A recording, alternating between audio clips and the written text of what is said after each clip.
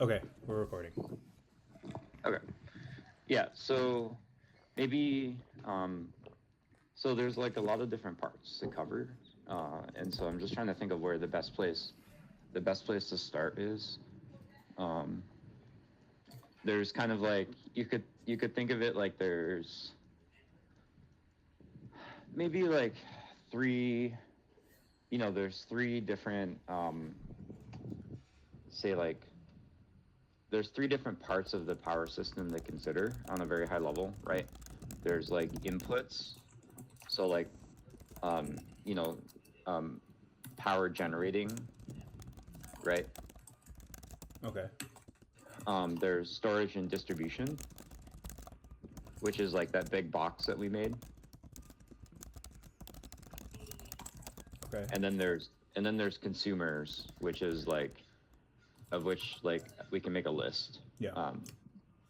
and we should do that because that'll be helpful. Yeah.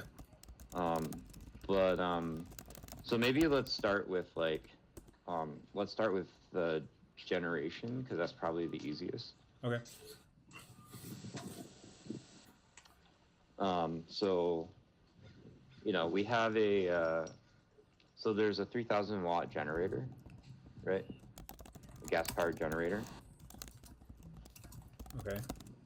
It's a Honda 3000 EU. Okay. And then we have Pablo's solar panels that he donated to camp. With this 1200 watts. What I Which think is is like iffy, but yeah. Yeah, it's 1,200 watts, but they're a little bit old, so they don't generate.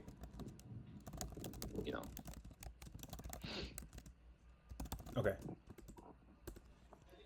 Okay, you might estimate that they might generate like a third of that, or half of that, or something. Yeah. Okay. Okay. So each one of the generator and the solar panels have their probably are like their own subtopics that need like instructions. Okay. Right? Okay. But we can like circle back to that later. Just make a note of that, right? Okay. Like generator, it's mostly like a maintenance thing, right? And usage, and then and then solar panels, it's mostly about knowing how to wire them up correctly, which I think Pablo roughly knows, right? Yeah.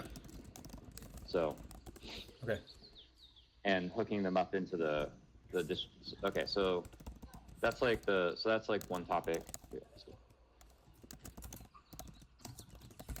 Okay.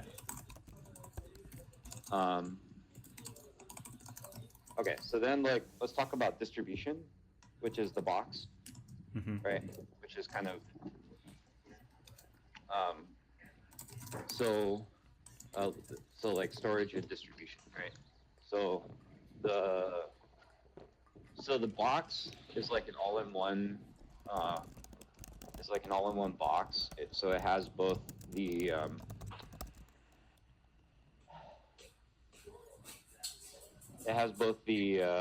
both the batteries, and there's 4,800 watt hours of energy storage there. Total or each one? Hold on. Okay. And then the distribution box. Okay. And I'll pull up a photo of it in a little bit, and I'll kind of talk about the details of like what all the parts are. Yep. That's like another kind of like dive-in topic. Okay. Which is important to understand. But I think that the overall, so some really important things, kind of like base stuff to know, is just how to think about power, right? Mm-hmm. So do you understand? So do you understand what a watt hour is? No, and Both let of me you guys? hold on. Let me make sure. Okay, I've got a lot of gigs. Okay, because it's telling me Yeah. how much the recording is eating up. Oh, okay. Okay. So I've got half a terabyte. Okay. Yeah. No, I don't know what a watt hour is. Okay, so having a basic understanding of power, of like how to measure power, and like what the difference between like a watt and a watt hour and an amp hour are, is kind of like the basis for being able to administrate the power system and knowing how to fix problems Yeah. and diagnosing issues and stuff like that. Yeah. So, um, okay, so like a watt. So okay, so like let's start with a watt, right? What is a watt, Okay. right? So, or you could even, so a watt is a measure of power, right? Okay. So what is the difference between energy and power, right? I don't know if you remember from like your high school physics class. No, not at all. So remember that like a so a watt is a measure of power, and power is basically it's like a measure of instantaneous energy flow, right? Okay. So when you think of like a 3,000 watt generator or 1,200 watt solar panel array, that means that generator produces, at any given moment, it can produce up to 3,000 watts of power, like Okay. of instantaneous energy output. Yeah. Okay. Same with a solar panel array, 1,200 watts or 600 watts. I see. Okay. Yeah, pretty simple. And then, so what is a watt hour, right? So a watt hour is a measure of energy, and what's the difference between energy and power, right? I'm listening. So energy is basically, if you remember from high school physics, energy is basically equivalent to work, right? Yeah. It's like something that you can leverage to do something, right? Yeah. So work is like, like how much you have to output to drag a ball up a hill, right? Yeah. So energy, so a watt hour is a measure of, how much energy have you stored up, right? That can do something, that can power something in terms of electricity. Okay. So and specifically a watt hour is like, if I have a thing that generates 1 watt and it runs for 1 hour, then that's a watt hour, right? Then I've stored the equivalent amount of energy of like that thing outputting 1 watt for 1 hour, right? Does that all make sense? Maybe a better way to explain that is with water. Like a watt hour will be like capacity of a bottle, and what is actually how much water can come from the tap. Yeah, that's a really good way to think about it. Okay. Okay, cool. Yeah. So So there's a temporal component to this. Is that right? Or no? yes, you could think of it as like power times time, right? Yeah. Yeah. Okay. So this, if you have this, let's say we have a generator that has 1 watt hour. That means that in one. A generator produces watts. Okay. Right. So okay. Yeah. A battery watt hours. Battery watt hours is capacity. Okay. It's so and specifically like the way to think about it is actually that that power, like a watt, is actually already divided by time. Okay. So you actually, because like a watt is actually like energy over time, right? Mm-hmm. And so energy is power divided by time times time, right? So time is like basically canceled out. Yeah. Okay. Right? And you get like, so another way to think about it is like, I think the water analogy is like really good, right? I like that. So like if you have, if you have like a gallon of gasoline, Yeah. right? You can turn that into watt hours, right? That's like some amount of useful energy that you can capture from that gallon of gasoline and like turn into electricity. Okay. Right. Okay. Okay. Yeah. So, okay. Okay. Does that all make sense? Yeah, I say we just keep going. Yeah. I know Okay. all this, so I can help out. Yeah. So this is like, so this stuff is like super, super critically important that you understand. Because if you don't understand this, it's really hard to debug problems with like what's going on. I mean, I've Yeah. like we don't have to like belabor it now. Right, But yeah. I just mean like later you should circle back. Right, okay. Like, don't gloss over this. Yeah. Because like this is the most important part. Okay. Okay. Because Okay. if you understand this, then everything else is pretty easy, Okay. right? And everything else, like when you look at the system and you see, and you'll start to get a really good intuition for like, you know, what's actually happening. Yeah. Okay. Rather than just seeing like it's one thing to like say like, oh, I know that when the voltage is this, I need to do that, right? Right. Yeah. That's like, and then it's a better level to know like why that's true, right? Okay. Yeah.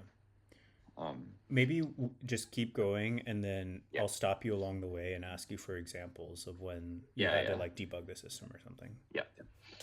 Yep. So we covered like watts and watt hours, right? Okay. And so people often will measure energy storage or like battery capacity in amp hours.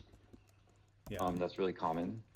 And the way that you have to think about that is, so watt hours is actually like a better universal measure, but a lot of people use amp hours. Like if you buy a battery, it might tell you amp hours. Okay. And that's just watt hours at a particular voltage, which is like the voltage that the battery runs at. Okay. So like we have 12-volt batteries. So we have 100 amp hour 12-volt batteries, right? And 12 volts is standard household something, right? Is that no? Okay. Standard household is 120 volts. Oh, okay. Yeah. And so standard low power circuits are 12 volts. Yeah. And the solar panels are 24. And this is something we can talk about. Okay. Yeah. Do you mind, Zach, if I keep using the analogy of the water? Like a voltage will be the pressure. If you have a hose, will be the pressure of the water. Do you get that, Stephen? So 24 will fill a battery half the time at a 12 volt. Yeah. So something like that. Yeah. Yes. Yeah.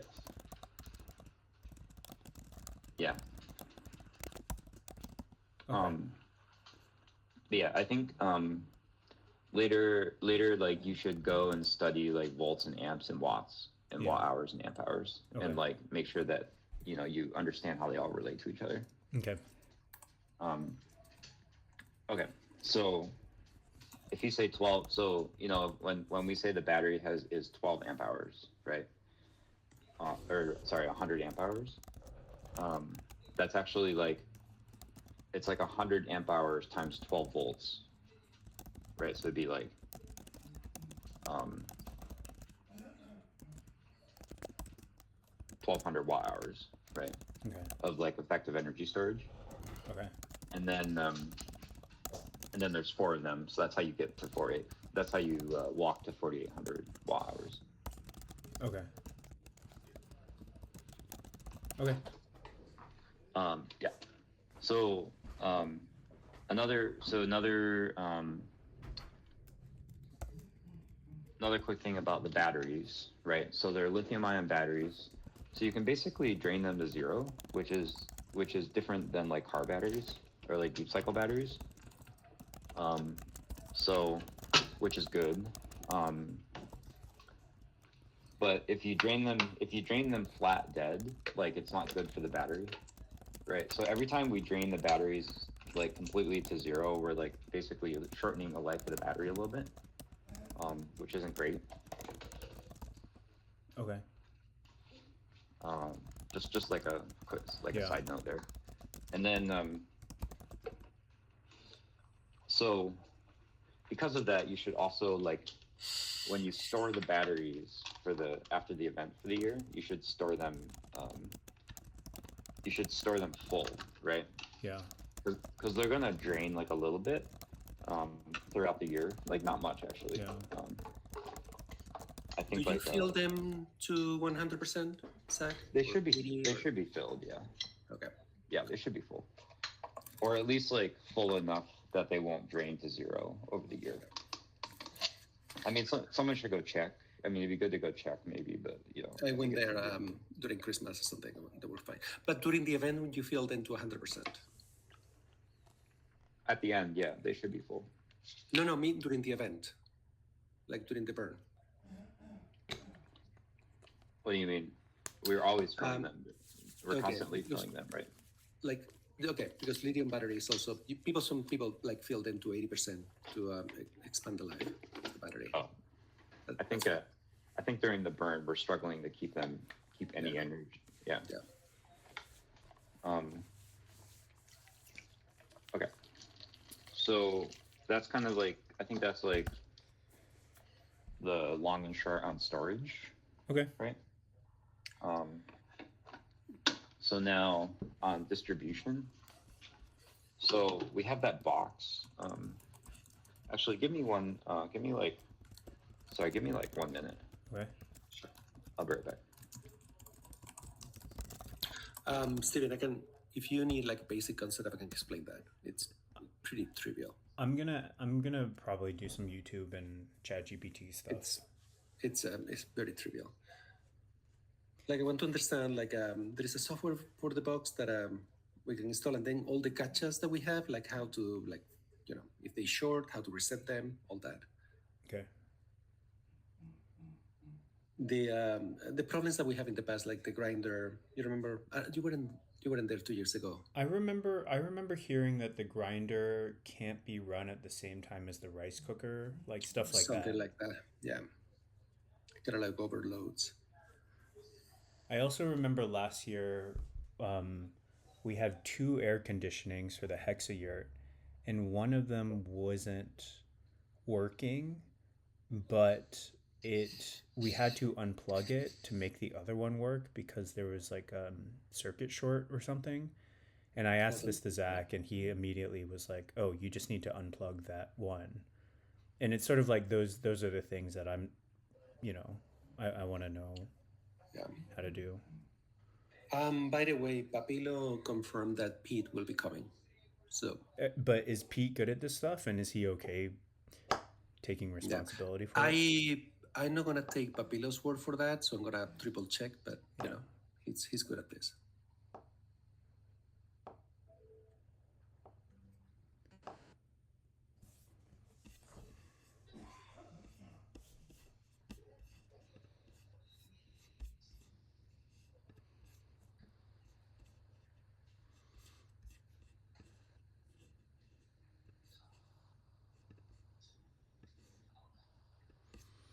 All right, 1 second.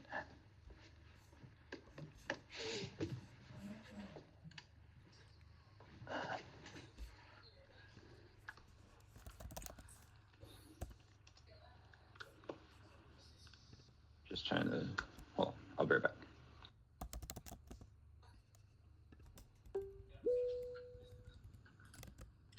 All right, there we go. I'm back. All right, sorry, I'm just trying to find the photo of the box so we can talk about distribution. Should be around here.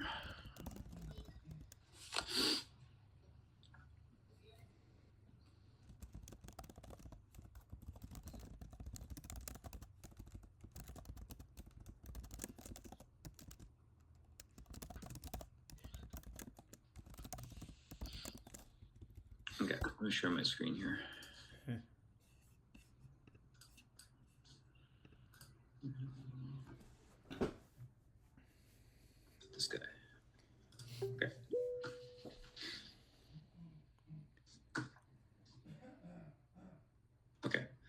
just like quick refresher, right? So this is the battery. This is like the 4 batteries in the bottom. Okay. And then this is the distribution box, the distribution part, which is here. Okay.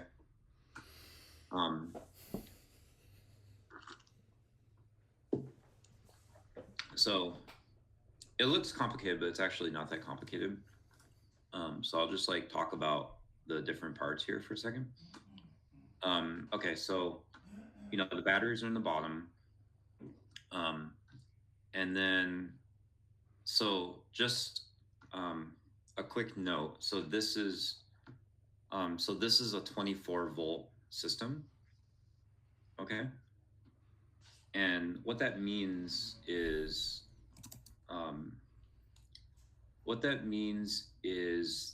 the batteries are actually wired in a 24. They're 12-volt batteries, but I wired them in a 24-volt configuration. It doesn't really matter that much, but that's just something to know. Like it probably won't materially affect you that much, except for when you're thinking about voltage, you might think about 24 volts instead of 12, but it doesn't really matter. So just really quick, if you just kind of trace the power, like the way that the power flows, it's actually not that complicated. So these two things are for the batteries that go to the batteries, and then this thing is like so you can disconnect, but we actually don't really use that. It was actually just more because like that was the only wires that I had that I could harvest from the old power system. So then you see that the positive, the red side, flows into this circuit breaker, which is also a switch, so you can just turn it off by pushing that button. You see it's off right now. Open. And then this thing, these two things are just like basically just like big conductors. They're just like distribution panel, like bars that you can like bolt wires onto. It's just like a big piece of metal, basically. Basically, so this is like the positive distribution point, and so this wire, which you can't really see, goes to this thing, which converts 24 volts into 120 volts. And pretty much everything that we run is 120 volts. Okay. Like all the fridge, the lights, like everything, right? It's just house utility stuff. So then there's only 2 other connection points here. So this one goes to this fuse panel. And this fuse panel does only one thing, actually, which it runs this fan. That's it. Okay. That's all it was doing. Yeah. And the fan is automatic, Zach, or the fan is automatic? Do we need to turn it on, off? It's automatic, yeah. It's as soon as you turn on the system, it turns it on. There's no switch. These are the fuses. If you need Okay, got it. If you need to turn the fan off, you can pull out this fuse. But do we need new fuses? No. Okay. I even put in a couple extra fuses here as storage, right? But you see, there's only one thing wired up, which is the fan. Yeah. It's a 24-volt fan. Actually, the fan broke. It needs to be replaced, though. I actually have a spare fan here at the house. The spindle thing got bent. So that's just like a chore to do. Right. And then the only other so basically, right, so it's like from the batteries to the fan to the inverter, which is this big blue thing, and then this one is the solar trigger. Okay. which is What? the thing. Oh, that's that thing. Okay. Yes, smart solar charge controller. So that's like the solar. That's the thing that converts the solar panel energy into like what you can send to a battery. Yeah. So that little thing that your cursor's on right now somehow gets connected to Pablo's solar panels. I need to figure that out, the configuration, because from there I feel my battery, but my battery have like an AC/DC converter that failed twice in the last 2 years. So maybe I'm gonna donate my battery to Cam and we figure out. We'll do something. Just putting a note out there. Okay. And how do this is a side question, but the generator charges the batteries, right? And is that's a separate system somehow? It's actually so the reason why that this system is actually, I know it looks it's going to be funny when I say this. The reason this system is actually so simple, even though it looks complex, this is actually very simple. I 12 volt. understand. Yeah, it seems simple. Um, compared to what it could be, is because this box actually does it does three things Hmm. all in one box. So it's an inverter, so Yeah. it converts Yep. 24 volts Yeah. to 120 volts. Yeah. It's a charger, so it converts 12 volts to 24 volts to charge the batteries. And it's a transfer switch, so it automatic, if you have power coming, if you have 120 volts coming in, it converts it to it automatically basically passes it through to the output without it going to without it going through the batteries. When would we ever do that? So basically what that means is like when you plug it in, so say you have a generator come like 3,000 watts coming in. Yep. Right. And say you have 1,000 watts being used in camp. Yep. Right. That means that the 1,000 watts effectively comes directly from the generator, As opposed to pulling on the batteries. as opposed to like going through the batteries, right? As opposed to like, otherwise it would have to go through this, go Right, through the yeah. electronics, go to the batteries, yeah, come back yeah, out, yeah, be yeah. reconverted. And it all does that automatically, and it says it's like, oh, I don't need to pull from the batteries. I can pull straight from the power source, or it knows, oh, Yes. I'm going to pull from the batteries because there's nothing coming in. Yes. Otherwise you would get like a 20% loss on your power. Just doing all the conversions. Doing the conversions, and like it would be bad for the batteries, right? Because you're basically just like constantly draining and charging the batteries. So the generator gets plugged into that box somehow. Yes. Okay. And so over here, what you see is this is 120 volt input. Yeah. So you plug an extension cord from the generator into that. Perfect. Okay. And then this is 120 volt output. So this is what you plug your devices into. So is that the main output? Like those four things right there. So we plug in like 4 surge protectors, and then they just like blossom out into fractals of other surge protectors. Okay. Exactly.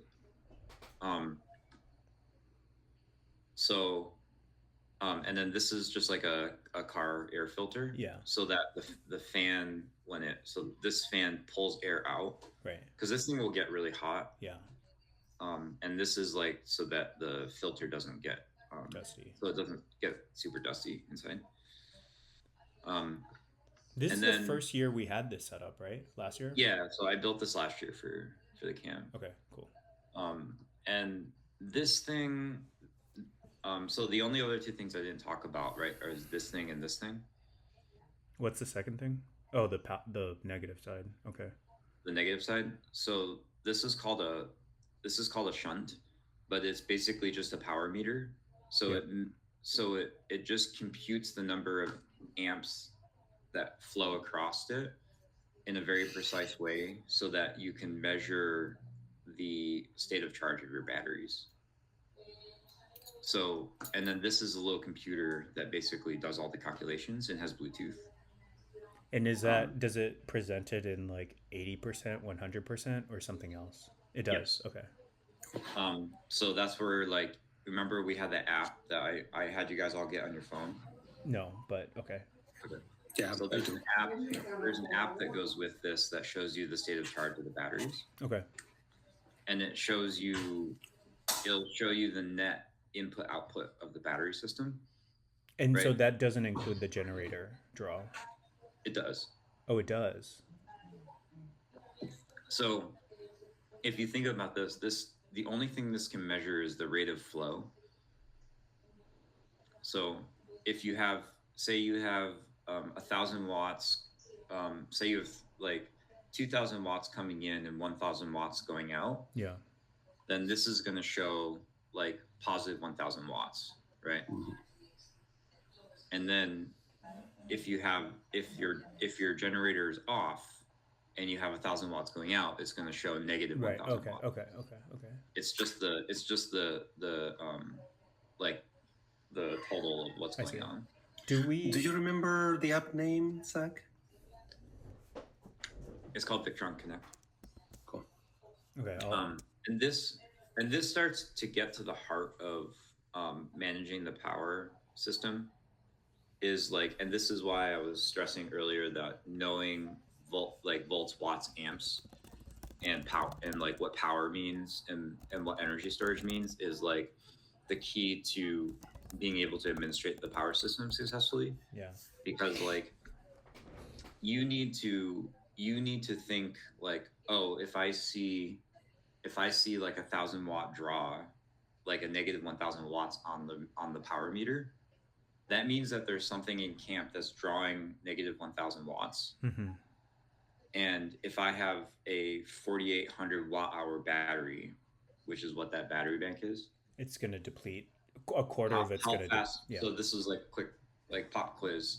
Like if your battery bank is full and you're drawing 1,000 watts, like how many hours do you have Less until than 5. everything's Didn't. dead? Less than 5. Yes, exactly. Less than 5. You have 4.8 hours. If your Good way to put it. if your battery bank is completely full and it's 4,800 watt hours and you're drawing 1,000 watts, that means you have 4.8 hours of energy. Does the app tell you? I know I already asked this, but I want to make sure. Does it tell you that the batteries are full, or does it only tell you that one number, plus or minus watts? It tells you the watts going out and the state of charge, the percentage Of the batteries. of the Okay. batteries. Okay. Okay. But And so I have to know then, okay, if the generator is on, then as long as it's not over 3,000, then it's going to stay neutral. If it is, then it's going to start pulling on the Yes. batteries. If it's under, then it's not going to do anything to the batteries. That's like the Yeah. kind of vibe. Okay. exactly. And then there's more subtlety there too, because you're like, if the generator is on and your meter shows negative 1,000 watts, Then there's something that's pulling 4,000. then you got a problem. Yeah. Then either your generator isn't charging the batteries, so It's maybe pulling, yeah. your core got disconnected, Yeah. or you have an insane someone plugged in an air conditioner Yeah. and didn't tell you, Yeah. right, or something, Yeah. or the water pump is, or someone left the water pump on, Right. Yeah. Okay. right, which draws like 1,800 watts. So that's where you have to. Right. I see. Okay. That's where you have to start doing the mental math and being like, oh, like why, like, because if even if it's like, think of it's like the generator's on and like it shows 0 watts, right? Then Well, like that means still that something 3,000 is a can't- big draw. Yeah. Is drawing 3,000 watts, and that means you're not charging your batteries at all. And Yeah. Yeah. so even though you think you're good because the generator's on and everything's working, That's Right. still a big power draw. it's still bad because something is drawing 3,000 watts. Can you- and like Can your you battery bank is dead. Can you take like 60 seconds and give me like a general like intuition for measurements on the app that you've seen in various states of camp across the week? Like, oh, during build it's usually this, during strike it's usually this, like at night when people are fucked up it's usually this. There's not really any pattern. I think it really depends. Obviously, during build, when you're not using a lot of power, it's easy to manage, and the batteries usually are full. But But you have seen crazy pulls before. You've seen like negative Yes. 2,000. You've seen Oh, negative. this happens every day, and you have to constantly watch it. Oh, okay. Yeah.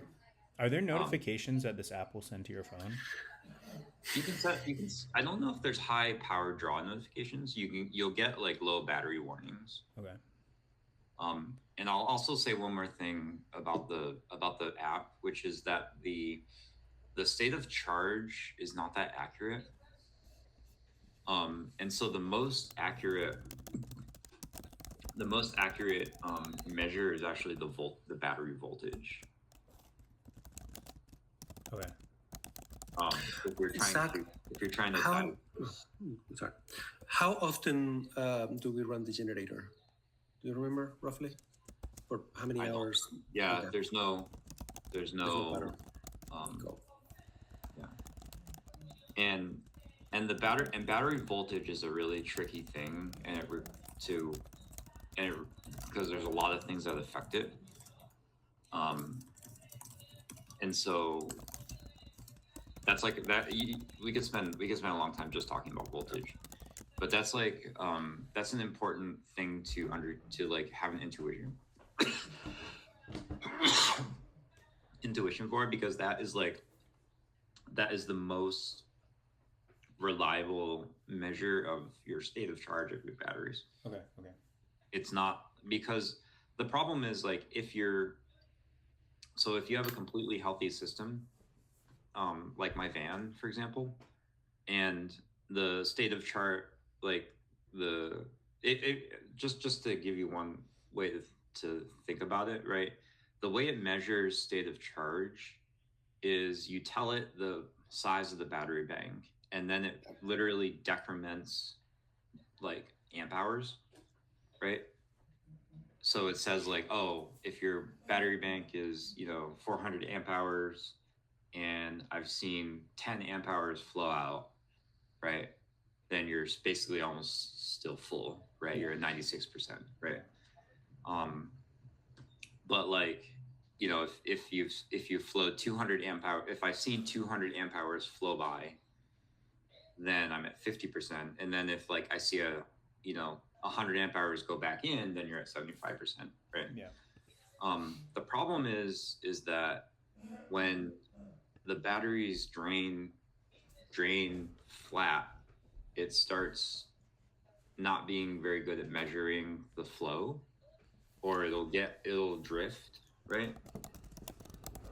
And then so then the percentage on the thing sometimes is not accurate anymore, so you can't really trust it. Okay. What you can trust is the voltage. Okay. Voltage is very, very accurate, and what you basically need to do is like here.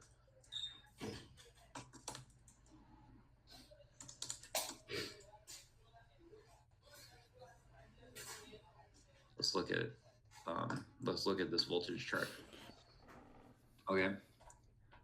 So 14.4 volts is 100%. That's like, this is actually Wait, this is for a actually 12 volt battery? Here we go. This is for a 12 volt. This is actually a better one. Yeah. Okay. 12 Yeah. volt. Look at this. Okay. Why does it go above 12? Yeah, lithium batteries are actually like 13 volts.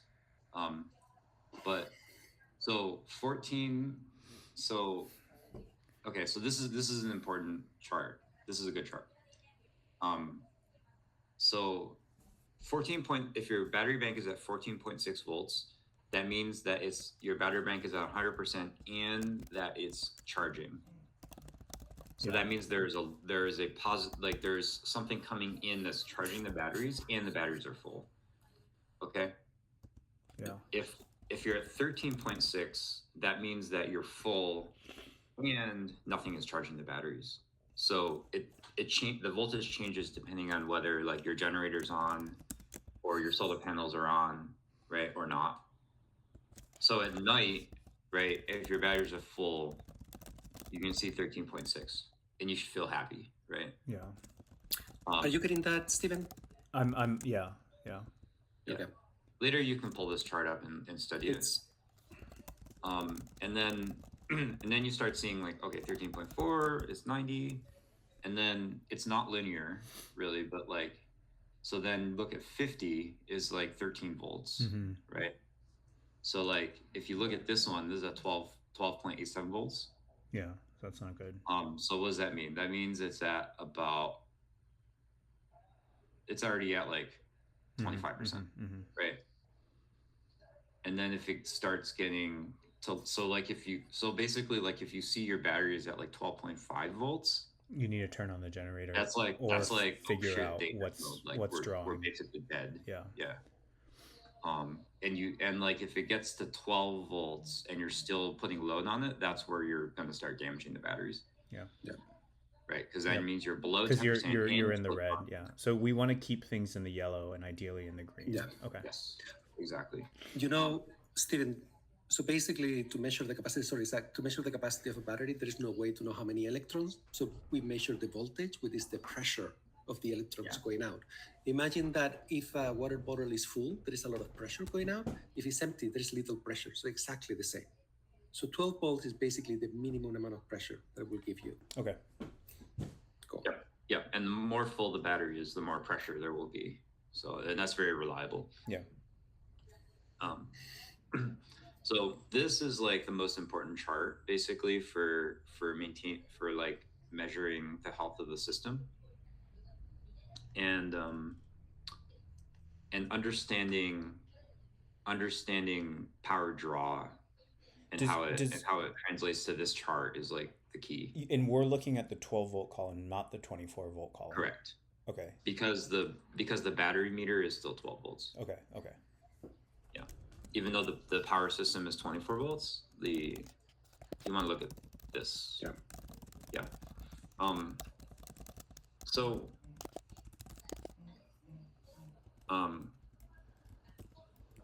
and of course it's just double for 24 volts too.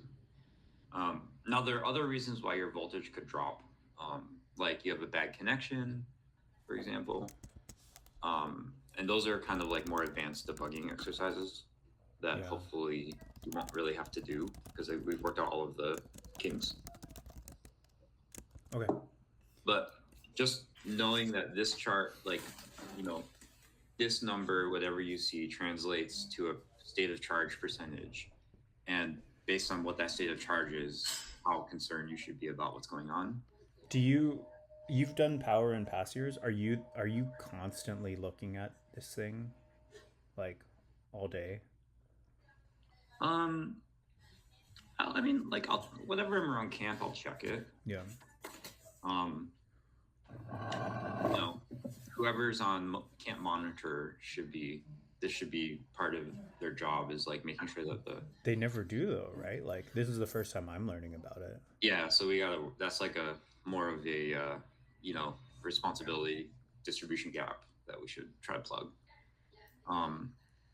But I think there's like a human element to this that we should like also discuss later about like how to effectively administrate it. But I will tell you that like this power system was a huge upgrade over previous years in terms of like how much I had to monitor it. It basically just worked. And that like we never had any power outages until Friday when you're playing the piano. Oh, really? When was it, Sunday? That was the first time we ever had an outage the whole week, and that's like amazing because like usually we have one like every day. Right? What happened during an outage, Zach? Can you explain that maybe now or later? Like how do you go about? So yeah, if there's an outage, right? There's a few things there's definitely like a few things that can happen that so the batteries could be dead, right?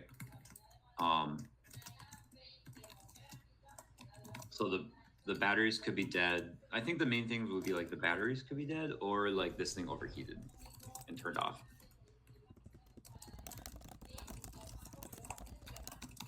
Do you remember what was the cause of the outage on Friday? Oh man, I can't remember, but I remember it was actually like a pretty weird situation. It was like the batteries drained and like one of the outlets that went like one of the surge protectors that went in, that was like channeling energy from the generator into this thing like burned out, and so it wasn't charging or something like that. Oh. Yeah. Okay. Which is, that totally happens. So I know we're kind of running out of time, but so that's kind of like distribution, right? And then this is a 3,000 watt inverter. Does that mean that the whole system can only pull 3,000 at a time? Yes. Yeah. And this is true for any power rating on the device. If it says 3,000 and you pull 3,000, it probably can do it, but it's not going to be happy. You're basically maxing out its capability, and it's probably going to get super hot, and like it's just not going to be. It's going to be. Yeah.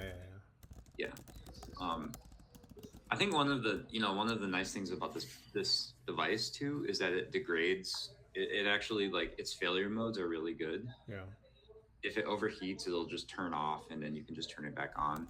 Like, if the batteries get low, you don't have to do anything. You just plug it in, and then like it'll trickle charge the batteries until they're to a safe voltage to charge them regularly.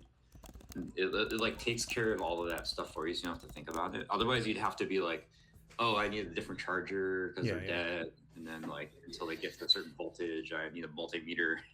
Like, so that's why, like, this box, like, that's why it's so big and has a lot of electronics, because it like takes care of all that for you. And just and one more thing, right, is just remember that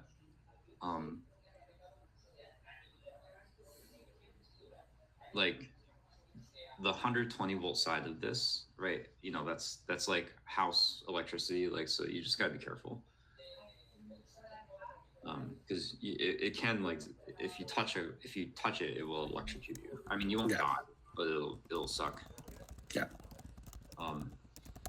So okay, so that's that. Okay.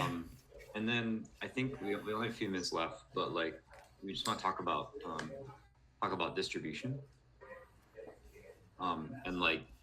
and devices that draw power. Yeah.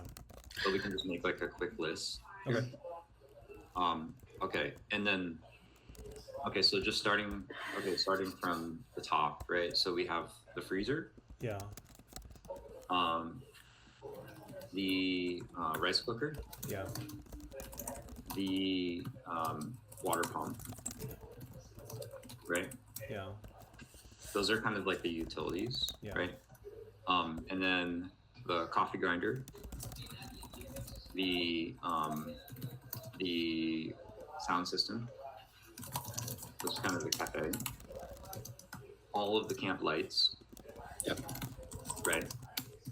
And then for the cafe and the backside, and then random things that people plug in, like devices, including battery chargers for like drill batteries. Right. And so the two ACs for the hexager. Yeah, and then that's right, and the two ACs for the hexager.